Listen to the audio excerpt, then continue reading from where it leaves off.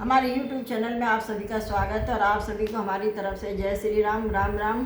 हमने अभी तक 120 दोहे कंप्लीट कर चुके हैं और अब जो आगे के दोहे हैं वो हम इस वीडियो में पढ़ेंगे। आप सभी ध्यान से सुनिए। असुर मार था पई सुरन राखे निसृत से जग विस्तार बिसद जस राम जन्म कर हेतु। मतलब वे असुरों को मारकर देवताओं को स्थापित करते हैं और अपने श्वास रूपी वेदों की मर्यादा की रक्षा करते हैं और जगत में अपना निर्मल यश फैलाते हैं। श्री रामचंद्र जी के अवतार का यह कारण है। सोई जस गाय भगत तरही कृपा सिंधु जन हित धरही राम जन्म के हेतु अनेका कर्म विचित्र एक ते एका। मतलब उसी यश को गा गा कर भक्तजन भवसागर से तर जाते। कृपा सागर भगवान भक्तों के हित के लिए शरीर धारण करते हैं और श्री रामचंद्र जी के जन्म लेने के अनेक कारण हैं और एक से एक बढ़कर विचित्र हैं। जन्म एक दुई काहू बखानी सावधान सुनी सुमित भवानी द्वारपाल हरि के प्रभु दो जय अरु विजय जान सबको हूँ। मतलब इस सुंदर बुद्धि वाली भवानी मैं उनके दो एक जन्मों का विस्तार से वर्णन करता हूँ, तुम सावधान होकर सुनो। श्री हरि के जय और विजय दो प्यारे द्वारपाल हैं जिनको सब कोई जानते हैं। विप्रश्रावते दूनों भाई तामस असुर दे तिन पाई कनक कशिप अरुहाट कलोचन जगत विदित सुरपति मधुमोचन।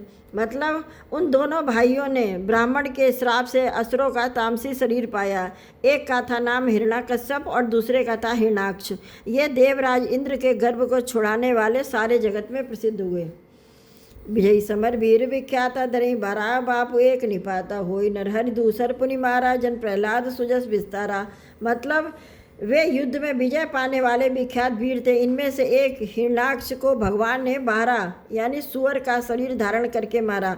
फिर दूसरे यानी हिरण्यकश्यप का नरसिंह रूप धारण करके वध किया और अपने भक्त प्रहलाद का सुंदर यश फैलाया।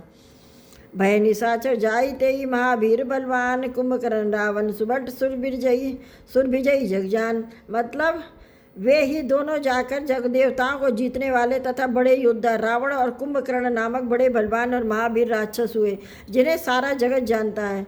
मुकुट न भय हते भगवाना तीन जन्म द्विज वचन प्रवाना एक बार तिनके हित लागी धरे शरीर भगत अनुरागी। मतलब भगवान के द्वारा मारे जाने पर भी हिरणाक्ष और हिरण्यकश्यप इसलिए मुक्त नहीं हुए कि ब्राह्मण के वचन यानी श्राप का प्रमाण 3 जन्म के लिए था, अतः एक बार उनके कल्याण के लिए भक्त प्रेमी भगवान ने फिर अवतार लिया। कश्यप अनिधा प्रतिमाता दर्शत कौशल्या विख्याता एक कल्प विधि अवतारा चरित पवित्र किए संसारा। मतलब वहाँ उस अवतार में कश्यप और अदिति उनके माता पिता हुए जो दशरथ और कौशल्या के नाम से प्रसिद्ध थे। एक कल्प में इस प्रकार अवतार लेकर उन्होंने संसार में पवित्र लीलाएं की। एक कल्प सुर देख दुखारे समर जलंधर सम सवारे सम्मुखीन सग्राम अपारा धनुज महाबल मरई न मारा। मतलब एक कल्प में सब देवताओं को जलेंद्र दैत्य से युद्ध में हार जाने के कारण दुखी देखकर शिव जी ने उसके साथ बड़ा घोर युद्ध किया। फिर वह महाबली दैत्य मारे नहीं मरता था। परम सती असुराधिप नारी तही बलता ही न जितही पुरारी।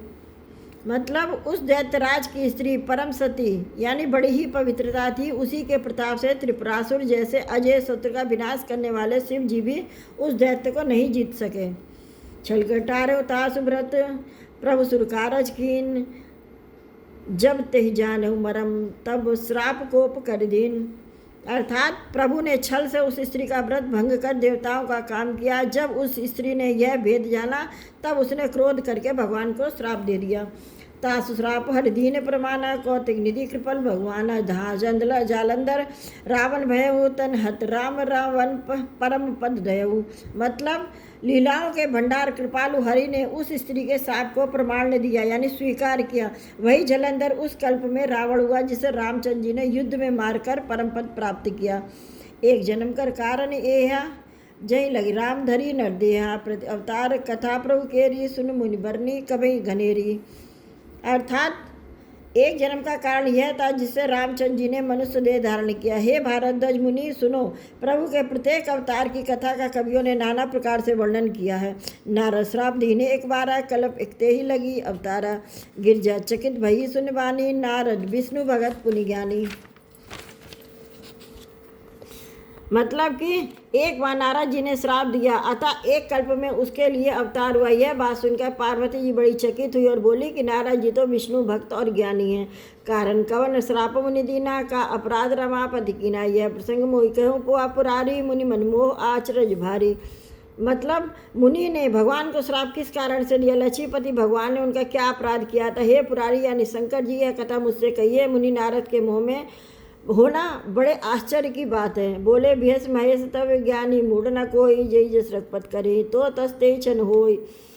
अर्थात जब महादेव जी ने हंसकर कहा ना कोई ज्ञानी है ना कोई मूर्ख है, रघुनाथ जी जिसको जैसा करते हैं उसी क्षण वैसा ही हो जाता है।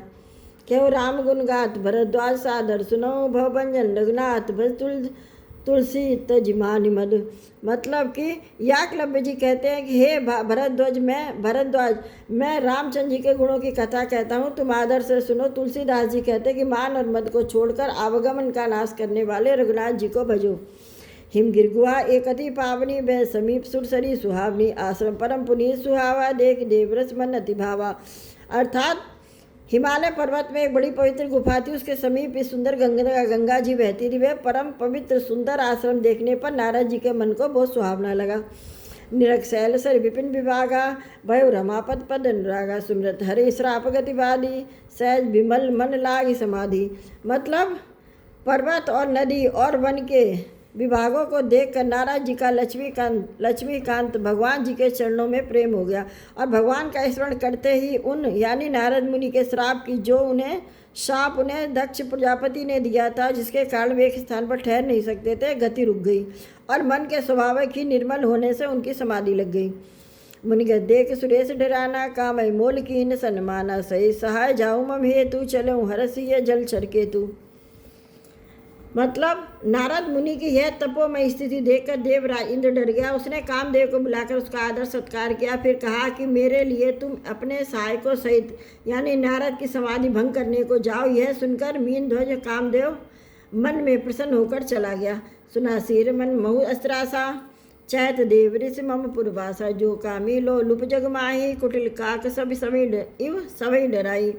अर्थात इंद्र के मन में यह डर हुआ कि देव ऋषि नारद मेरी पुरी यानी अमरावती का निवास यानी राज चाहते हैं। जगत में जो कामी और लोभी होते वे कुटिल कौए की तरह सबसे डरते हैं।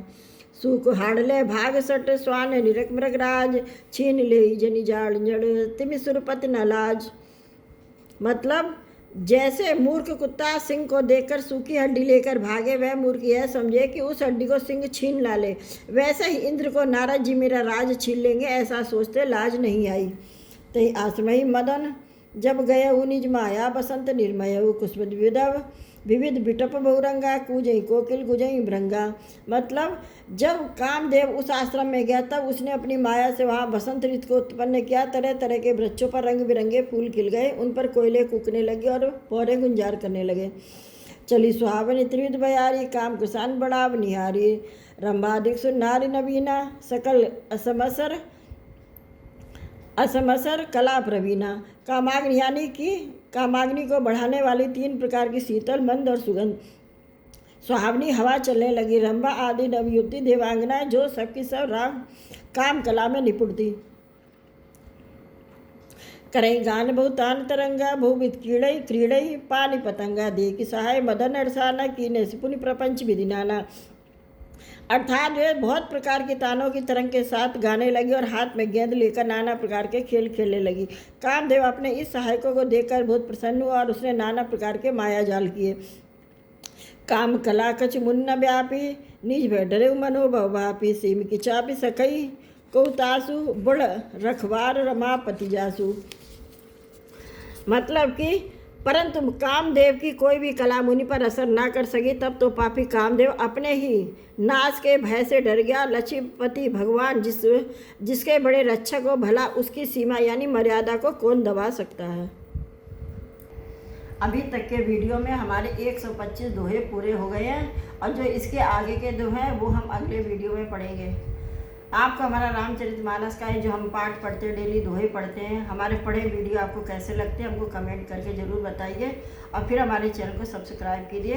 तो चलिए आप सभी को जय श्री राम। हम अगले वीडियो में मिलेंगे।